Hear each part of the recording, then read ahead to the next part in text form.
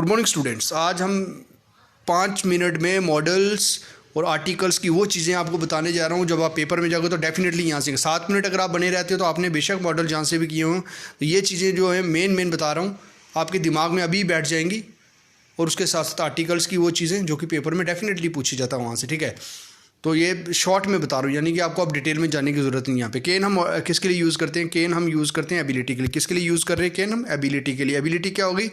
केन यहाँ पे लिखा हुआ है जिसको हम किसके लिए यूज़ कर रहे हैं, यहाँ पे केन है, केन हम यूज़ करते हैं एबिलिटी के लिए।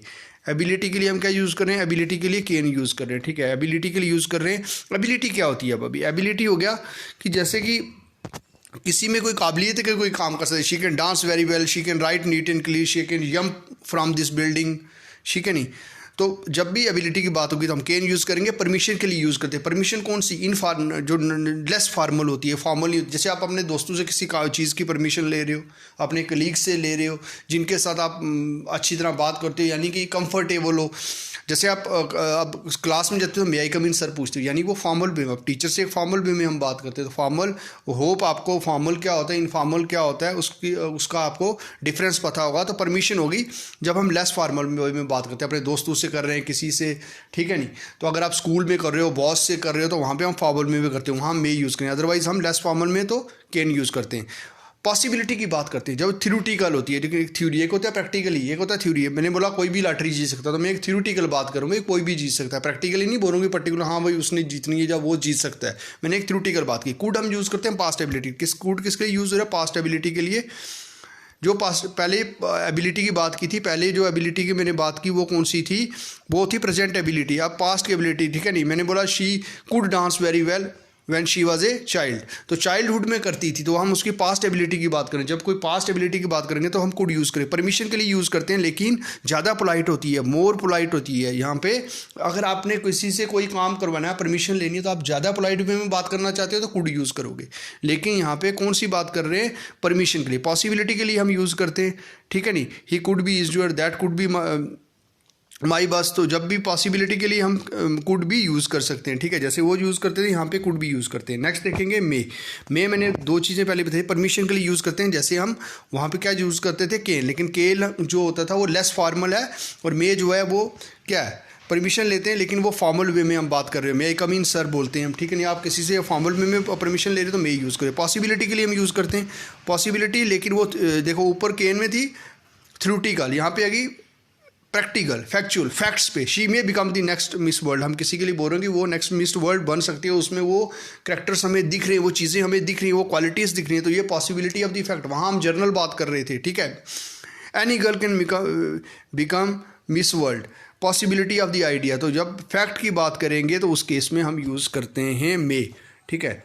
अब नेक्स्ट देखते हैं इसमें माइट कहाँ यूज़ करते हैं। जब एक हो गया पॉसिबिलिटी किसी काम के होने की, जब रिमोट पॉसिबिलिटी, बड़ी कम पॉसिबिलिटी हुआ। मैं बोलता हूँ इट मे रेन टुडे, तो ज़्यादा चांसेस हैं कि बारिश हो जाए। मैं बोलता हूँ इट माइट रेन टुडे, तो रिमोट पॉसिबिलिटी, कम पॉसिबिलिटी है, ठीक है। जब किसी काम के होने की पॉसिबिलिटी कम होगी तो वहाँ माइट यूज़ करेंगे। परमिशन लेकिन बड़ा कम यूज़ होता है परमिशन में, ठीक है, तो इसको रहने दो आप।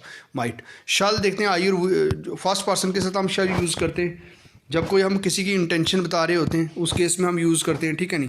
जब कोई इंटेंशन आप बता रहे हो किसी की तो उस केस में हम शल यूज़ करते हैं, ठीक है। कि उस किसी बंदे की क्या इंटेंशन, या हम बोलते हैं यार उसकी इंटेंशन गलत है, तो हम किसी की इंटेंशन की जब बात करेंगे तो उस केस में हम क्या यूज़ करते हैं? शल यूज़ करते हैं, ठीक है नहीं। इन सेमी लीगल लैंग्वेज, ठीक है। The driver shall produce his licence on demand, ठीक है नहीं। तो यहाँ पे कहीं ना एक लीगल वे में हम बात कर रहे होते हैं। जब लीगली वे में, कि लीगल वे में हम कुछ बोलते हैं किसी को, तो हम बोल रहे हैं कि ड्राइवर जो है उसको क्या करना चाहिए? उसको अपना डिमांड पे उसको अपना लाइसेंस दिखाना चाहिए, तो कानून हमें ये कहता है वही, ठीक है नहीं। तो कहीं ना कहीं उस केस में हम शल यूज़ करते हैं। शुड ऑब्लिगेशन के लिए यूज़ होता है, जब किसी चीज़ की हम बोलते हैं। मॉरल ड्यूटी के लिए हम कह सकते हैं, जैसे हमें बंदिश है कि हमें ये काम करना चाहिए। एक सोशल नॉर्म्स होते हैं, जैसे you should obey your parents, you should follow traffic rules. Probability के लिए हम यूज़ करते हैं, Kartik should be in Chennai by now, तो कहीं एक प्रोबेबिलिटी है, ठीक है। होप आपको पता है केन कैसे यूज़ करना है, कुड कहाँ करना, माइट कहाँ करना, शल कहाँ करना और शुड कहाँ करना है। नेक्स्ट हम देखते हैं जो मैंने सेकंड बोला था। हाँ, नेक्स्ट हम देखेंगे ए और एन ये वर्ड्स आपको कहीं भी पेपर में जाओगे तो मिल जाएंगे। उन्होंने कन्फ्यूज़ करने के लिए ये वर्ड्स दिए होते हैं जिनमें आपको देखना होता है कि एन कहाँ लगाना और ए कहाँ लगाना। ये पूरी लिस्ट ऑफ वर्ड्स है। हालांकि मैंने जब आर्टिकल्स करवाए तो वहाँ मैंने डिटेल में ये लिस्ट भी दी हुई है और पूरा आपको समझाया भी हुआ है, वहाँ आप देख सकते हैं। लेकिन ये आपको मतलब कि जाने से पहले एक बार जल्दी से आप रिवाइज़ कर सकते हैं और जल्दी से मैं बता देता हूँ। 8R जब भी ऐसा जब वावल साउंड होगी, बेशक कॉन्सोनेंट लगा होगा तो हम एन लगाएंगे, वावल से स्टार्ट होगा, लेकिन अगर वो साउंड कॉन्सोनेंट की कर रहा होगा तो हम उस केस में एन लगाएंगे। यहाँ पे स्टार्ट कॉन्सोनेंट से हो रहा है लेकिन वावल के साउंड कर रहा है तो हम एन लगा रहे हैं। अगर ठीक है स्टार्ट एच से हो रहा है, एच क्या कॉन्सोनेंट है लेकिन हमने एन लगाया क्योंकि आर हम बोलते हैं तो साउंड वावल की एरिया है। दूसरे केस में हम बोलते हैं अगर वावल से स्टार्ट होगा, जैसे 1 रुपी नोट, ओ किससे स्टार्ट हो रहा है, वावल से, लेकिन इसके पीछे ए लगा हुआ क्योंकि साउंड किसकी कर रहा है, कॉन्सोनेंट से। तो ये लिस्ट आपने पढ़ के जानी। आर हो गया, उसके बाद ऑनर हो गया, ऑनरेबल पर्सन हो गया, ऑनेस्ट मैन हो गया, एयर हो गया, उसके बाद